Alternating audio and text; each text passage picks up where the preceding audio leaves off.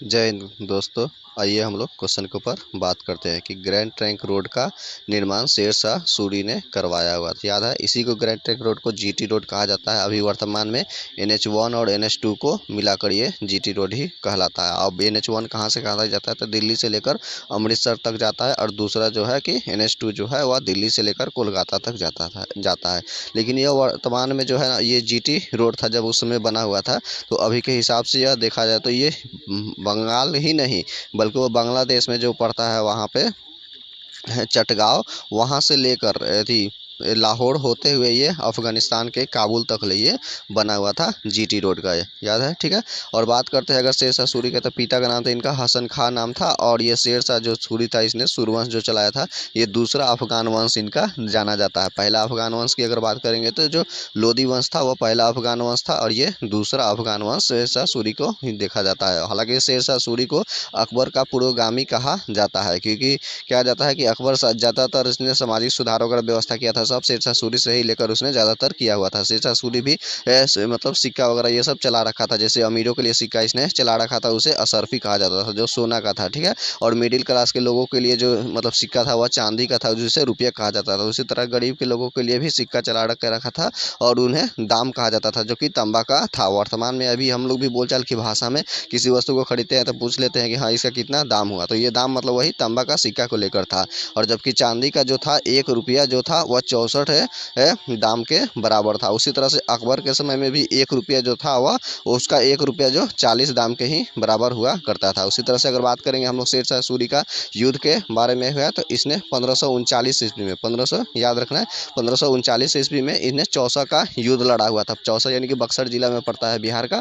वहाँ पे उसने हुमायूं के साथ युद्ध किया हुआ था, जिसमें से हुमायूं कर्मनाशा नदी में गिर गया था। उसको शहाबुद्दीन ने उसको मतलब वहाँ से बचा लिया था। तो बचाने के पश्चात उसको शहाबुद्दीन को हुमायूं ने एक दिन के लिए शासक भी बनाया था, उसके नाम से एक सिक्का भी चलाया हुआ था। उसके अलावा फिर दूसरा युद्ध मतलब जिसमें याद रखना है कि ये शेरशाह सूरी जीत जाता है। जबकि दूसरा युद्ध हुआ था 1540 ईस्वी में, कन्नौज या बिलग्राम का युद्ध, जो कानपुर वाला क्षेत्र पड़ता है यूपी में, वहाँ पे हुआ था। वहाँ भी इसने जीत गया था, और जीतने के पश्चात इस समय उसने आगरा से लेकर दिल्ली पे कब्जा कर लिया था। तो और 1541 ईस्वी में इसने रोहतासगढ़ का किला को बनाया था। क्यों बनाया था? क्योंकि गखड़ जनजातियों से बचने के लिए। उसी तरह से 1542 ईस्वी में मालवा पर इसने अधिकार कर लिया, और आगे बढ़ते हुए 1543 ईस्वी में दिल्ली के रायसीना तक पहुंच गया। वहाँ का शासक था पूरनमल सिंह था। उसके साथ में किसी तरह से छल कपट से उसने जीता, जिसको कलंक के रूप में जाना जाता है। इसका एक ऐसा युद्ध जिसमें कलंक के इसके ऊपर लग गया था, इसके लेकर यही रायसीना जो कि पूरनमल सिंह था, दिल्ली वाला क्षेत्र है।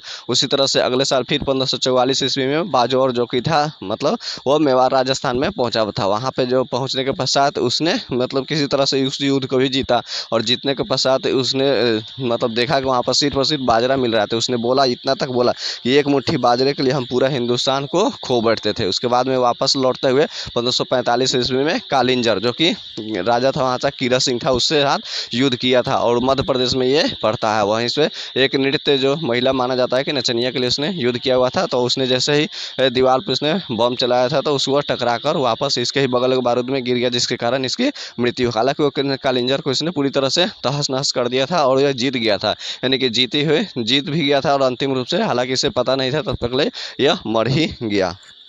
अगर बात करेंगे शेरशाह सूरी के बारे में, तो शेरशाह सूरी का मकबरा सासाराम में पड़ता है। रोहतास अभी बिहार के रोहतास जिला है, उसी में सासाराम है। अष्टभुजाकार के रूप में बना हुआ है। इसके दरबार में अगर देखा जाए तो मलिक मोहम्मद जैसी एक महान लेखक था, जिसने पद्मावत किताब लिखा हुआ था। जैसे अभी कुछ दिन पहले आप लोग मूवी देखे थे, वो पद्मावती मूवी आया हुआ था, वह यही बुक से आया हुआ था, जिसमें तो अलाउद्दीन खिलजी के बारे में, उसमें रतन सिंह के बारे में बताया गया था, ठीक। और याद रखना है तो यही। और 1500 और इसने ये भारत में सबसे पहली बार सिक्का का प्रचलन करने वाला शासक में देखा जाए तो यह शेरशाह सूरी ही था।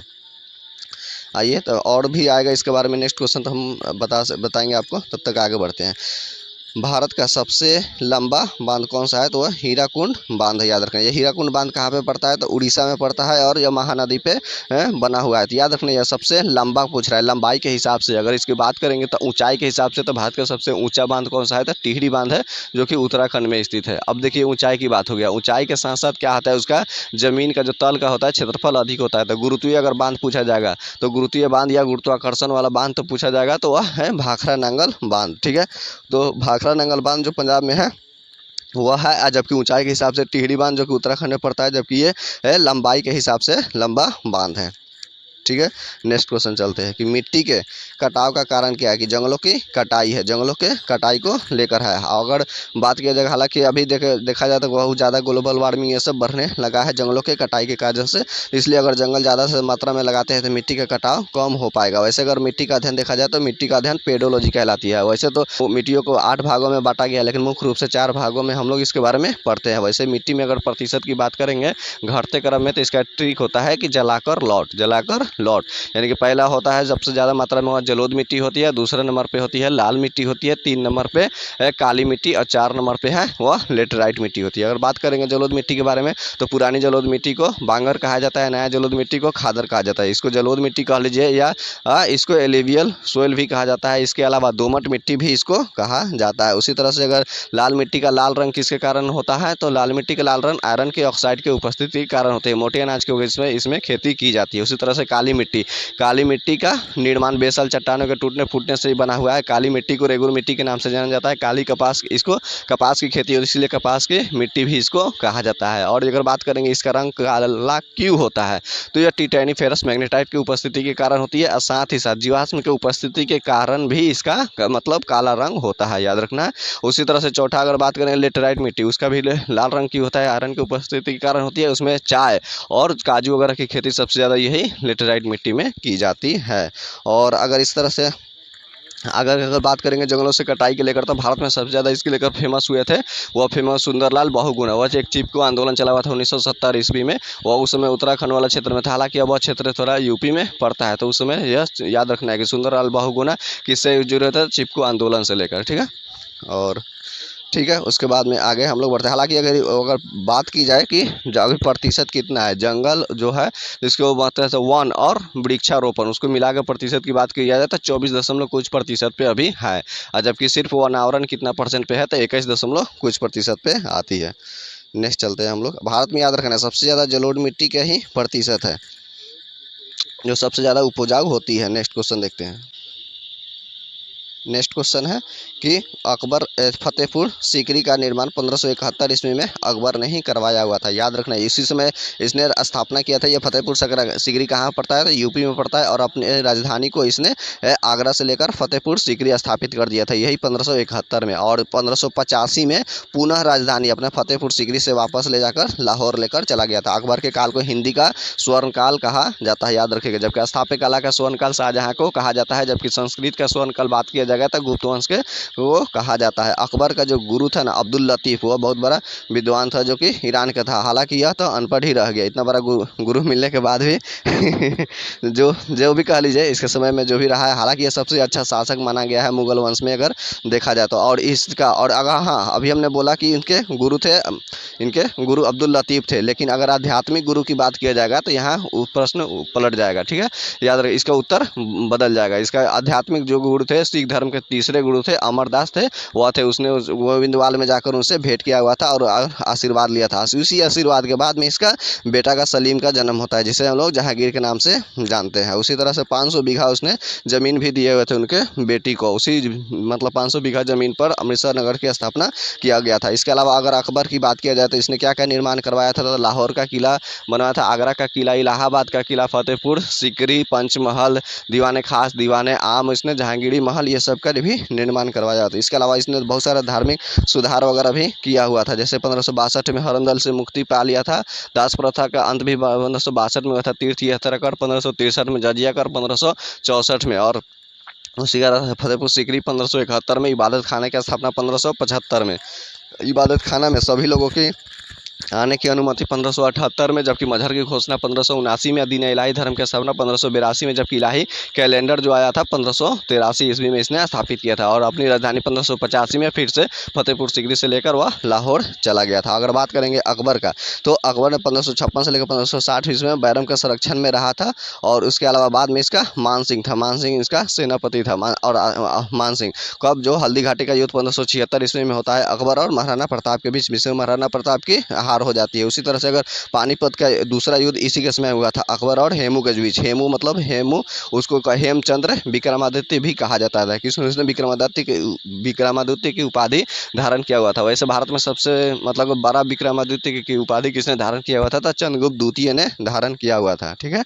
और अगर बात करेंगे अकबर के बारे में, तो इसने बहुत सारा सामाजिक सुधार करते हुए ने भारत के महान शासकों में अपना नाम दर्ज करवा लिया था। ठीक है। नेक्स्ट क्वेश्चन हम लोग अब बात करते हैं, जो है न्यूट्रॉन बम का आविष्कार कौन है, तो सैमुअल कोहेन ने किया हुआ था। उसी तरह से अगर बात करें न्यूट्रॉन के खोजकर्ता कौन है, तो जेम्स चैडविक है। और इलेक्ट्रॉन का जे थॉमसन है। प्रोटॉन के गोल्डस्टीन या रदरफोर्ड उसको कहा जाता है। न्यूट्रॉन पर कौन सा आवेश होता है, इस पर कोई भी आवेश नहीं होता है, यह उदासीन होता है। प्रोटॉन पर पॉजिटिव चार्ज होता है, इलेक्ट्रॉन पर निगेटिव चार्ज होता है, जबकि न्यूट्रॉन पर कोई चार्ज होता ही नहीं है इस पर। ठीक है। और उसके बाद बात करेंगे अगर नाभिक का, तो नाभिक में प्रोटॉन और यही न्यूट्रॉन उपस्थित होता है, और दोनों के योगफल को परमाणु का भार कहा जाता है। जबकि जो परमाणु संख्या होता है वह प्रोटॉन की संख्या को ही परमाणु संख्या कहा जाते हैं। वैसे में इलेक्ट्रॉन की संख्या को भी परमाणु संख्या कहते हैं, लेकिन जैसे ही कोई आयन बना देता है उस समय इसका इलेक्ट्रॉन चूंकि गतिशील रहता है, चारों चक्कर लगाता है, तो इसलिए वह परिवर्तित हो जाता है। इसलिए प्रोटॉन की संख्या को ही परमाणु संख्या के रूप में जाना जाता है। और अगर बात आ गया यहाँ पर शब्द क्या है, बम के बारे में, तो बम के बारे में जान लेते हैं कि बम दो तरह, एक परमाणु बम होता है, एक हाइड्रोजन बम होता है। जो परमाणु बम होता है नाभिकीय विखंडन के सिद्धांत पर कार्य करता है, जबकि हाइड्रोजन बम होता है नाभिकीय संलयन के सिद्धांत पर कार्य करता है। विखंडन में बात करेंगे तो यूरेनियम 235 का जो होता है उसका विखंडन हुआ बैरियम 56 और क्रिप्टन 36 में परिवर्तित हो जाता है। उसी तरह से 3 अन्य न्यूट्रॉन उत्पन्न होते हैं। 3 के बाद 3 से 9, 9 के 3 से 9, 9 से 27, 27 से 81, इस तरह से श्रृंखला चलती ही जाती है, और लंबी श्रृंखला चलने के पश्चात एक बार विस्फोट हो जाता है, तो उस तरह से वह परमाणु बम। हालांकि परमाणु बम से 1000 से ज़्यादा हाइड्रोजन बम विनाशकारी होता है। यही जो विखंडन क्या होता है, एक बड़ा सा नाभिक क्या होता है, 2 हल्के नाभिकों में टूट जाता है, उसी को ही विखंडन कहते हैं। जैसे कि एग्जाम्पल के तौर में आप कह देते हैं कि अगर आपने एक लोइया आटा बनाया हुआ है एक रोटी बनाने के लिए, लेकिन आपको मन किया कि नहीं हम उसको 2 रोटी बनाना है, तो उसको बीच से तोड़ देते हैं, तोड़ के 2 हाथों में तोड़ लिए, छोटा छोटा बन गया, तो वही एक तरह का वह विखंडन हो गया। उसी तरह से संलयन की बात करेंगे तो अगर आपने 2 लोइया बनाया हुआ आटा का और आपको मन करता है कि नहीं हम 2 रोटी नहीं बल्कि एक ही रोटी में इसको परिवर्तित कर देते हैं, तो दोनों लोइया को आपस में जोड़ देते हैं, तो एक नया जो एक रोटी बन गया, वही नाभिकीय संलयन की अभिक्रिया। ये आप आमतौर की आपकी भाषा में हमने इसको समझाने की कोशिश किया है, आप किसी तरह से इसको समझ लीजिए।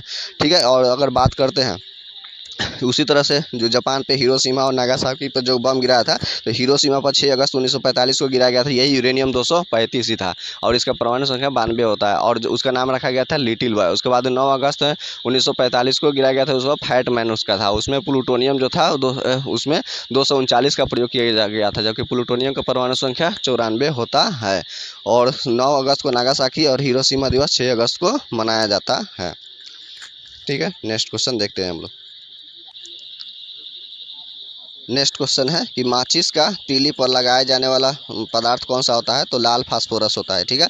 इसको लाल फास्फोरस ही होता है, लेकिन अगर फास्फोरस की अगर बात करेंगे तो फास्फोरस के परमाणु संख्या 15 होता है। और अगर फास्फोरस में 3 तरह के मुख्य रूप से फास्फोरस, लाल फास्फोरस हो गया, एक सफ़ेद फास्फोरस और एक काला फास्फोरस होता है। तो बात करेंगे अगर तो लाल फास्फोरस का तो हम लोग उपयोग ही देखिए लिए कि लाल फास्फोरस, ये लाल फास्फोरस बनता कैसे है, जैसे श्वेत फास्फोरस को 3000 डिग्री सेल्सियस पे गर्म करते हैं तो ये लाल फास्फोरस बन जाता है। उसी तरह से अगर सफ़ेद फास्फोरस की बात करेंगे तो उसको जल में डुबोकर रखा जाता है। सफ़ेद फास्फोरस का फॉर्मूला होता है P4 होता है। ठीक है। वह वायु में रखने पर वह स्वतः ही जल उठता है, तो स्वतः ही जब जल उठता है तो उसके जलने के पश्चात उसने ऑक्सीजन के साथ संयोग करके P4O10 का निर्माण करता है। याद रखने का P4O10 यौगिक का निर्माण करता है श्वेत फास्फोरस। श्वेत फास्फोरस का प्रयोग कहाँ पे किया जाता है, पटाखा वगैरह में प्रयोग किया जाता है। हालांकि वह सबसे ज़्यादा वह विषैला के रूप में श्वेत फास्फोरस को जाना जाता है।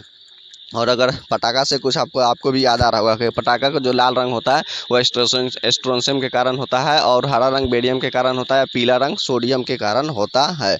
और ये लाल फास्फोरस हो गया। उसी तरह से एक काला फास्फोरस भी होता है, उसे वह बहुत कम क्रियाशील होता है, ये याद रखना है। हाँ, लेकिन श्वेत फास्फोरस जो होता है वह मतलब मुलायम वह मोम की तरह होता है और वह सॉलिड होता है, याद रखना है। तो और उसके अलावा उसने कास्टिक सोडा के साथ भी संयोग कर देता है। वायुमंडल में अगर उसको कास्टिक सोडा यानी कि यानी कि NaOH होता है, कास्टिक पोटास भी होता है, KOH याद होता है, KOH भी होता है।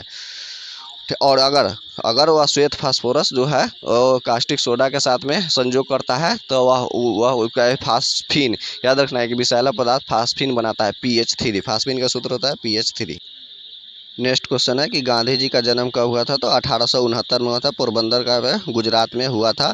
और याद रखना गांधी जी के 4 पुत्र थे, मतलब हरिलाल, मणिलाल और रामदास और देवदास था। और 5वां पुत्र के रूप में उपाधि दी जाती है, 5वां पुत्र जमनालाल बजाज को कहा जाता है। हालांकि गांधी जी साउथ अफ्रीका जब गए हुए थे 1893 में अब्दुल्ला सेठ का वह केस लड़ने के लिए, वह कंपनी के वगैरह में कुछ फंसा हुआ था उसके लेकर के। और भारत में पूर्ण रूप से यह 9 जनवरी 1915 को वापस आ जाते हैं, इसलिए 9 जनवरी को प्रवासी दिवस के रूप में मनाया जाता है। और 1915 में इन्होंने आए थे। और 1916 ईस्वी में जब इसमें बनारस अधिवेशन हो रहा था, सॉरी बनारस नहीं, लखनऊ अधिवेशन हो रहा था, उस अधिवेशन में इन्होंने मतलब भाग लिया था। और उसी समय BHU मतलब बनारस हिंदू यूनिवर्सिटी की स्थापना हुआ था, उसमें भी उन्होंने भाग लिया था।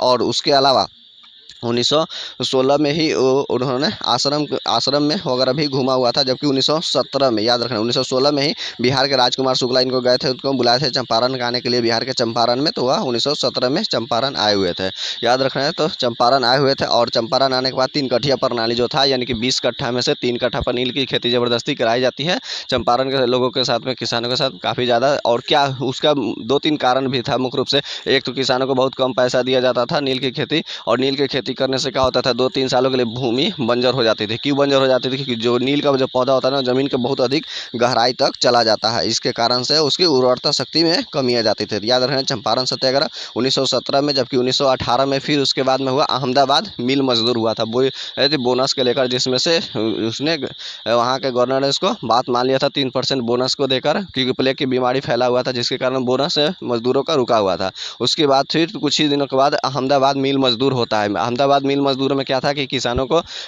हालांकि उसका नेतृत्व में सरदार वल्लभ भाई पटेल को इन्होंने दे दिया था। हालांकि 2 दिन का उन्हें आमरण अनशन भी था, इनका बैठा हुआ था। पहला आमरण अनशन भूख हड़ताल है वही अहमदाबाद मिल मजदूर में ही इन्होंने किए हुए थे। और उसके बाद में उसमें भी किसानों की फसल वगैरह हुई नहीं थी, और उसके बाद में उसने माफ़ कर दिया था कर्जा वगैरह। जबकि 1919 में तब तक रॉलेट एक्ट आ गया था। रॉलेट एक्ट आने के बाद आप देखिए 13 अप्रैल 1919 को जालियांवाला बाग हत्याकांड हो गया था। तो गांधी जी के समय में गांधी जी अपना केसर हिंद को उपाधि लौटा दिए थे। उसी प्रकार से रविन्द्रनाथ टैगोर सर या नाइटहुड की उपाधि लौटा दिए थे, और जमनालाल बजाज राय बहादुर को उपाधि लौटा दिए थे। 1920 ईस्वी में असहयोग आंदोलन शुरू हुआ, जो कि 1922 ईस्वी में खिलाफत जो चौड़ी चौड़ी हत्याकांड के लेकर क्या हुआ था, वो 5 फरवरी 1922 को चौड़ी चौड़ी हत्याकांड जो हुआ गोरखपुर यूपी में, उसके पश्चात इन्होंने समाप्त कर दिया था। इनको 4 साल का जेल हुआ था, लेकिन यह 2 साल में छूट कर चले आए थे 1924 में। 24 में आने के बाद कांग्रेस का एक बार यह कांग्रेस के अधिवेशन किए हुए थे बेलगांव कर्नाटक में जो पड़ता है, और 1924 में 2 बार इन्होंने कांग्रेस से त्याग पत्र भी दे दिया था 1925 और 1930 ईस्वी में। इनका सबसे ज़्यादा और उसके अलावा इन्होंने नमक दूसरा गोल में सम्मेलन में इन्होंने इंग्लैंड में भाग लिया था 1931 में। जबकि 1932 ईस्वी में अम्बेडकर जी और गांधी जी के बीच पूना समझौता हुआ था। पूना समझौता क्या होता था, 24 सितंबर याद रखना, 24 सितंबर 1932 को हुआ था पूना समझौता। इसके अलावा गांधी इरविन समझौता भी 5 मार्च 1931 हुआ था, गांधी और इरविन के बीच में हुआ था। गांधी इरविन समझौता के दिल्ली समझौता के नाम से भी जाना जाता है। जब सरोजिनी नायडू जो थी वह दो महात्मा मतलब इरविन और गांधी को 2 महात्मा कह के पुकारी हुई थी, संबोधन की हुई थी। और उसी तरह से अगर बात करेंगे आगे की तरफ में, तो 1942 में भारत छोड़ो आंदोलन में भी गांधी जी का मुख्य भूमिका था। गांधी जी कस्तूरबा गांधी और सरोजिनी नायडू इनको पुणे के आगा खा पैलेस में बंद करके रख दिया गया था। उसी तरह डॉक्टर राजेंद्र प्रसाद के बांकीपुर जेल में जो पटना में पड़ता है वहाँ पे, अबुल कलाम आज़ाद को बांकुरा जेल में, और जयप्रकाश नारायण को हजारीबाग जेल में बंद कर दिया गया था, जहाँ से वह दीपावली की रात में भाग निकले थे। नेपाल में आज़ाद दस्ता का गठन किए हुए थे। और उस जवाहरलाल नेहरू को उत्तरा एथी में अल्मोड़ा जेल में अहमदनगर के दूर में बंद कर दिया गया था। और एक उषा मेहता थी जिन्होंने रेडियो से प्रसार किए थे। हालांकि भारत छोड़ो आंदोलन यानी कि करो या मरो का नारा में मुख्य रूप से मेहर यूसुफ अली की ही देन जानी जाती है। जबकि अरुणा आसफ अली जो थे वो भारत छोड़ो आंदोलन के उसके बाद में उन्होंने नेतृत्व किए हुए थे। और इसके बाद आप जानबे करते हैं इनकी 30 जनवरी 1948 को नाथूराम गोडसे द्वारा इनकी हत्या कर दी जाती है, इसलिए 30 जनवरी को शहीद दिवस के रूप में मनाया जाता है। उसी तरह से शहीद आजम भगत सिंह को कहा जाता है, याद रखना है। भगत सिंह, सुखदेव और राजगुरु को फांसी कब हुई थी, तो 23 मार्च 1931 को फांसी दिया गया था। क्यों? लाहौर षड्यंत्र केस के लिए कर। उसके बाद और भी आएगा क्वेश्चन, तो आगे हम आपको बताएंगे। हालांकि इनकी कुछ पुस्तकें वगैरह देख लेते हैं। जैसे इनका पुस्तक था यंग इंडिया, नवजीवन, हरिजन, इंडियन ओपिनियन, मेरे सपनों का भारत है, माई एक्सपेरिमेंट विद ट्रूथ। जबकि माई एक्सपेरिमेंट ऑन ट्रूथ कहेगा तो माइकल एंडरसन की पुस्तक है। चलिए ठीक है, नेक्स्ट क्वेश्चन हम लोग देखते हैं। हरी सब्जियों में लोहा प्रचुर मात्रा में पाई जाती है। उस हरी सब्जियों में लोहा प्रचुर मात्रा में पाई जाती है। अगर शरीर में आखिर लोहा भी पाया जाता है, क्योंकि हीमोग्लोबिन जो होता है उसमें लोहा तत्व मौजूद होता है। तो अगर हीमोग्लोबिन की कमी हो जाती है तो कमी हो जाएगी तो एनीमिया रोग हो जाता है, यानी कि रक्तलापता उसको कहा जाता है। और अधिकता के हो जाने से लौहमयता रोग हो जाती है, यानी कि सीडोरोसिस। उसी तरह से एल्कोहल की अधिकता से सीरोसिस होता है, और कॉपर की अधिकता से विल्सन रोग हो जाती है, और पारा पीने से मीठा माता रोग हो जाता है, और नाइट्रेट की अधिकता से ब्लू बेबी सिंड्रोम होता है। उसी तरह फ्लोराइड की अधिकता से दंत क्षय वगैरह ये सब होता है। और इसके अलावा अगर बात करेंगे ये लोहा के बारे में, तो अगर इसको हम लोग केमिस्ट्री से जोड़ कर पढ़ेंगे तो लोहा का अयस्क भी होता है। इसका निष्कर्षण किया जाता है हेमेटाइट से। तो हेमेटाइट का सूत्र होता है Fe2O3 और मैग्नेटाइट को होता है Fe3O4। उसके अलावा सीडेराइट भी होता है FeCO3, सीडेराइट और लिमोनाइट और काल्कोपाइराइट्स। हमने क्या बोला? काल्कोपाइराइट्स। एक चाल्कोपाइराइट्स होता है जो कि तांबा का अयस्क होता है, CuFeS2 उसका फॉर्मूला होता है। उसके अलावा लोहा क्या एक तरह का धातु है। धातुओं की पहचान क्या है कि धातु की पहचान है कि सभी धातुएं कठोर होती है, जबकि एक अपवाद में है। पारा एक धातु है जो कि द्रव के रूप में मिलता है, जबकि सभी धातुओं के 12वीं कक्षा में 1 2 3 इलेक्ट्रॉन होते हैं। सभी धातुएं विद्युत धनात्मक होते हैं। सभी धातुओं का क्वथनांक उच्च होता है। धातुओं के ऑक्साइड जो होते हैं वह क्षारीय होते हैं। यह VBI क्वेश्चन आप रखिएगा। धातुओं के ऑक्साइड क्या होते हैं? क्षारीय होते हैं। उसके अलावा धातुएं जो होते हैं विद्युत का सुचालक होते हैं। धातुओं में इलेक्ट्रॉन का प्रवाह होता है, और जो धातुएं होती है धातुओं के चादरे बनाए जाते हैं, उसको चादरे के रूप में वैसे ढाला जाता है। उसके अलावा जितना भी हमने धातु बोला है इसके जस्ट अपोजिट में याद रखिएगा अधातु की पहचान है। उसी तरह से एक अधातु है जिसमें से क्या है वह द्रव अवस्था में रहता है, वह है ब्रोमीन। ठीक, चलिए नेक्स्ट क्वेश्चन के हम लोग देखते हैं। नेक्स्ट क्वेश्चन है कि अभ्रक का उत्पादन का अग्रणी राज्य कौन सा है? तो आंध्र प्रदेश है। और अभ्रक को एक अन्य नाम से भी जाना जाता है, इसको सीट सिलिकेट के नाम से भी जाना जाता है। वैसे अगर बात करेंगे विश्व में तो अभ्रक उत्पादन में कौन सा है? 1 नंबर पे है तो चाइना, और भारत में देखा गया तो आंध्र प्रदेश। आखिर अभ्रक होता क्या है? यह विद्युत का कुचालक होता है। इसके बिजली वगैरह के खंभों के ऊपर में जब तार लपेटा जाता है उसमें यहाँ प्रयोग किया जाता है, ताकि हमें विद्युत का क्षय नहीं हो पाया, साथ ही साथ करंट इससे प्रवाहित न हो सके।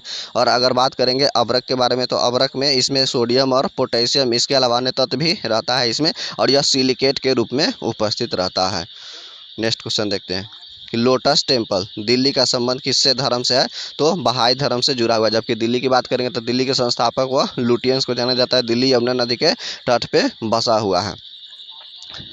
नेक्स्ट क्वेश्चन देखते हैं, ध्वनि से संबंधित अध्ययन क्या कहलाता है? तो एकॉस्टिक्स कहलाता है। जबकि ध्वनि में याद रखना है ध्वनि क्या है? एक अनुदैर्घ्य तरंग। अनुदैर्घ्य मतलब सघन और विरल के रूप में जो तरंगे गमन करती है उन्हें अनुदैर्घ्य कहते हैं। जबकि ध्वनि निर्वात में शून्य होती है। जबकि ध्वनि की जो गति है वह निर्भर करती है प्रत्यास्थता और उसके घनत्व पर निर्भर करती है। अगर अधिक जैसे सबसे अधिक घनत्व तो इसका ठोस में होता है, सबसे कम होता है उसका गैस में होता है। तो ठोस में उससे कम, द्रव में उससे कम, गैस में होता है। जबकि ध्वनि में ध्रुवण की घटना नहीं पाई जाती। जबकि इसके अलावा परावर्तन, अपवर्तन, विवर्तन, व्यक्तीकरण सभी घटनाएं ध्वनि में देखने को मिलती है। ध्वनि में दाब का प्रभाव कोई तरह का नहीं पड़ता है, जबकि ताप का प्रभाव पड़ता है। 1 डिग्री सेल्सियस बढ़ने पर क्या होता है कि 0.61 मीटर पर सेकेंड इसकी चाल क्या हो जाती है? बढ़ जाती है। उसी तरह से अगर आर्द्रता की बात करेंगे तो आर्द्रता बढ़ने से ध्वनि की चाल बढ़ती है, और जबकि घटने से क्या हो जाती है कि घट जाती है।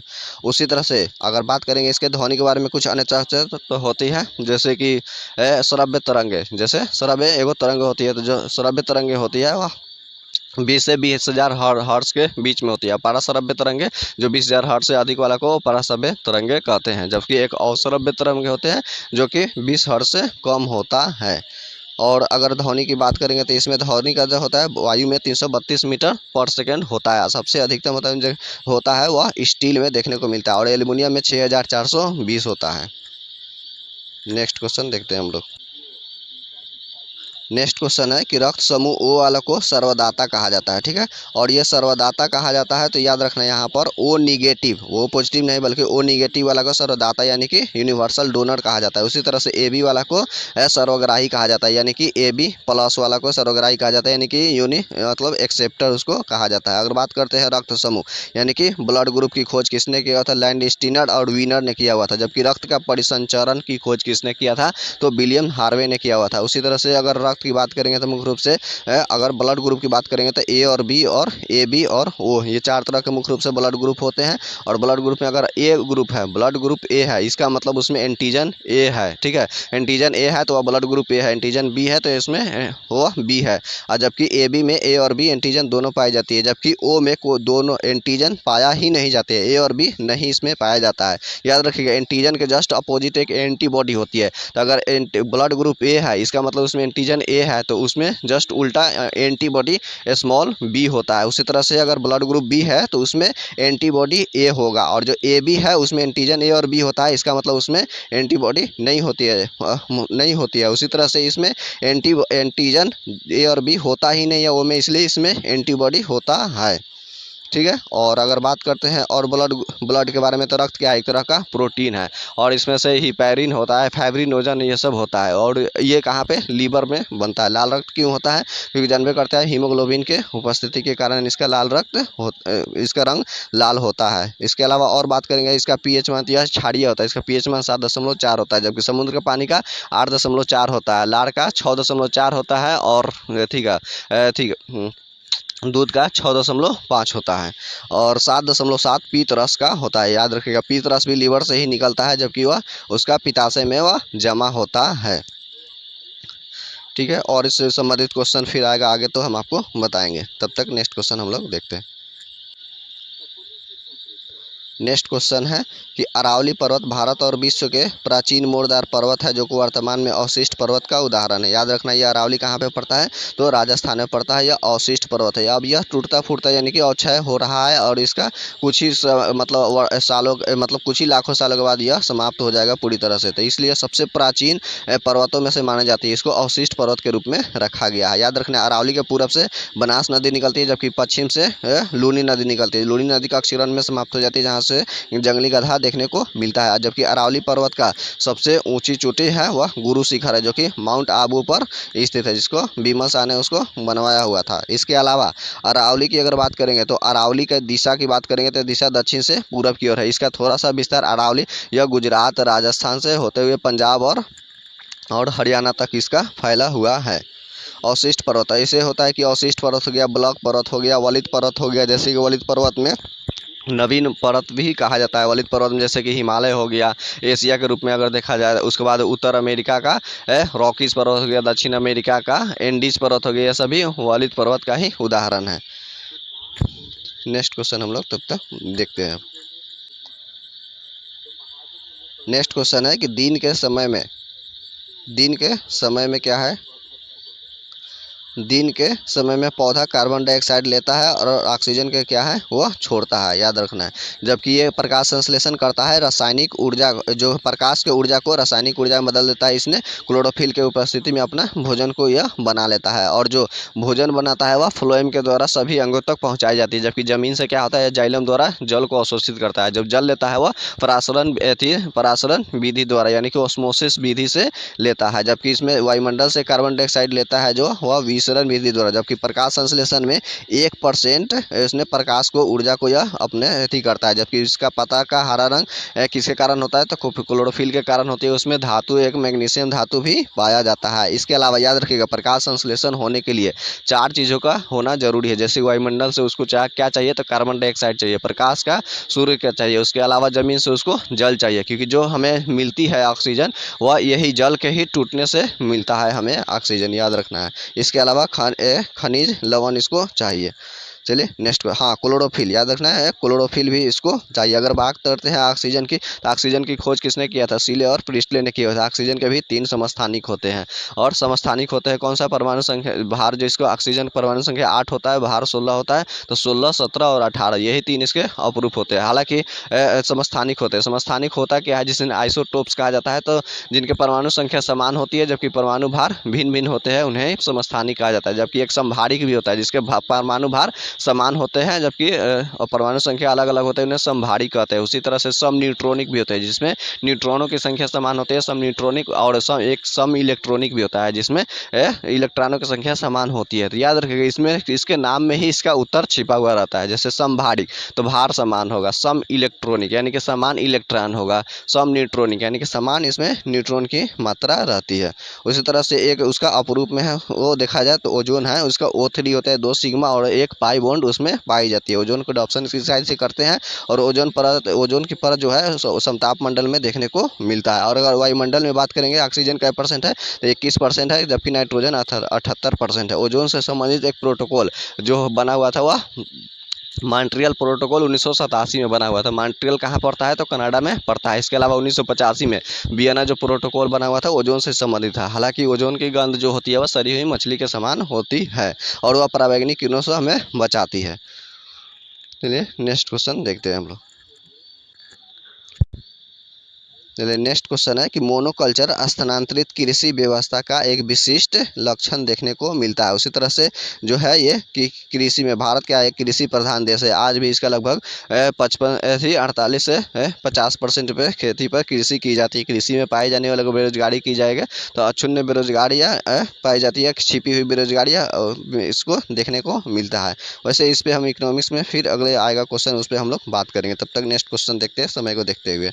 पीचर प्लांट का पौधा वह कीट खाता है, और कीटों का अध्ययन क्या कहलाता है तो एंटोमोलॉजी कहलाता है। इसके अलावा अगर नेक्स्ट क्वेश्चन देखते हैं तो ये जो है डेंगू ज्वर किसके कारण होता है तो एडिस क्यूलेक्स मच्छर से फैलता है डेंगू ज्वर, याद रखना है। उसके अलावा मलेरिया मादा एनाफिलीज मच्छर के काटने से होता है, और सोने की बीमारी सीसी मक्खी के काटने से होता है, और काला ज्वर जो है वह बालू मक्खी यानी कि सैंड फ्लाई के मच्छर के वह मक्खी से काटने से होता है। इसके अलावा आपको बता दूँ जो मादा एनाफिलीज जो मच्छर है तो वह मच्छर है, जो मच्छर जो होता है जो पुरुष वह फलों के रस वगैरह चूस करके जीवित रहता है। जो कि मच्छरनी होता है जो फीमेल होता है वही मतलब खून पुरुषों का वह खून पीती है, लेकिन याद रखना है वह हमेशा नहीं पीती है। जब वह गर्भवती रहती है तभी वह अपने बच्चों को पालने के लिए वह मतलब खून का एथी लेती है। इसीलिए बौद्ध धर्म या जैन धर्म में देखिएगा ज़्यादातर ये बताया गया है कि हाँ आपके शरीर पर कोई मच्छर अगर काट भी रहा है उस समय तो वह काट नहीं रहा है, बल्कि वह तो अपना भोजन आपसे ग्रहण कर रहा है। किस लिए तो बच्चों को अपना जीवित रखने के लिए, तो उसे मारने की सलाह एकदम नहीं दी जाती है, क्योंकि अगर मार देगा तो वह एक जीव हत्या हो जाएगा। उसी तरह से हमारे अगर अगले के डिस्कशन की वीडियो देखने के लिए बने रहिए, हमारे चैनल को सब्सक्राइब कीजिए, लाइक कीजिए। चलते हैं, जय हिंद।